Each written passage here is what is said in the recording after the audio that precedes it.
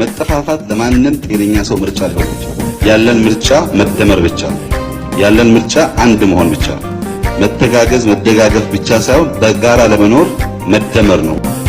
ናና አሪቡ ናና ግባ እተሩሴና ናና አሪቡ ናና ግባ እተሩሴና የእስላም ክርስቲያኑ የሰው ሁሉ ወዳጅ ያንዣበበ ስጋ በፍቅር አስወጋጅ ተስፋ የሰነቀ የዚህ ሁሉ ዘመን እየመጣልን ነው የኛ በያህም ናና አሪቡ ናና ግባ እተውሴና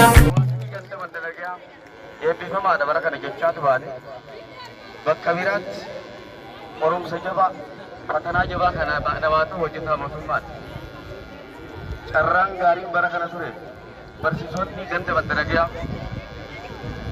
ሁንዲኑ ከራ ጉቱን ገይኑ መተከለ ጅጅሩዳፍ በርኖተ ቆፎሶን ታነ በርኖተ መደት ሁጂ ቀበኛ ኡመማ ጀልቀባ ካሴ አመዱማት ኑማይ ሰገነ ቁብሲሱዳፍ halkani guya huji hojjetamu hunda jijjiirama kana utubuudhaan hegereen paartii badhaadhinaa hegereen oromoodha gaarii akka ta'u hujii baay'ee hojjetaa turtaniitu jirtan. Kanaaf kabajaatu isinii mala jaansuudhaan koreen mana barumsaa sadarkaadhaan hoggansa sadarkaan jiru hujii idilee keessan hojjechaa mana barumsaa kana cimsuu keessatti gaheen keessan gahee leencaati. Hawaasa keenya jajjabeessuun dubartii keenya jajjabeessuun gaara guddaa hammana ta'u kana fakkeenya addunyaa akka ta'u dirooniin marsaa sadii akka dhufu godhuu bira dabree manni barumsaa kun sadarkaa mana barumsaati. Mana barumsaa urumiinsaa dheeraadha. Mana barumsaa baay'inanni keessaa ba'e jechuudhaan nutti illee gamana fidaa ajandaa adda addaa bocuudhaan manni barumsaa egeree isaa akka bareeduu fi nullee yerootti aanu keessatti manneen barnootaa maddalagaa keessa jiran akka silaa ka Oromoo qofaan ijaaramu osoo hin taane jijjiirama akka qabaatuuf ofii walitti qabsaa'uudhaan jijjiiruudhaaf hojiin hojjechaa jiru cimaadha. Fuulduraas kanaa olitti kan hojjennudha jechuudha.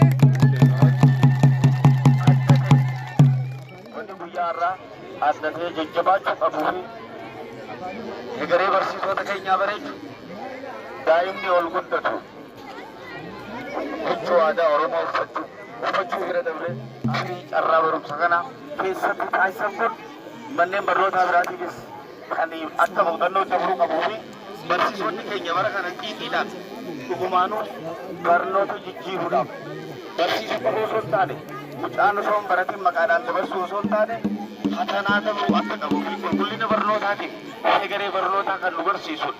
Waan ta'eef barsiisonni halkanii guyyaa dalaydanii guyyaa kana keessan baga geessan baga gammaddan egereen keessan nutti tolee jira isinii jechuun barbaada. Hawaasni keenyaas irra deebi'aa barsiisota keenya nu jajjabeessaa.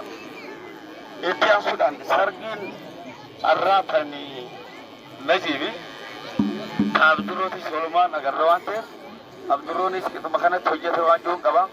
Wanni nuti akka bulchiinsa ganda mandalagaatti waadaa isinii gallu huccuun har'a ijoolleen asitti uffattee sirbiteen huccuu kiraati.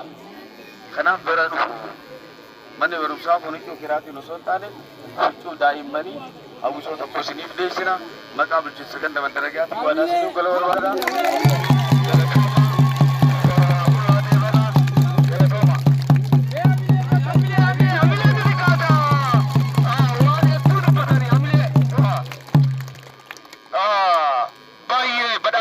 waan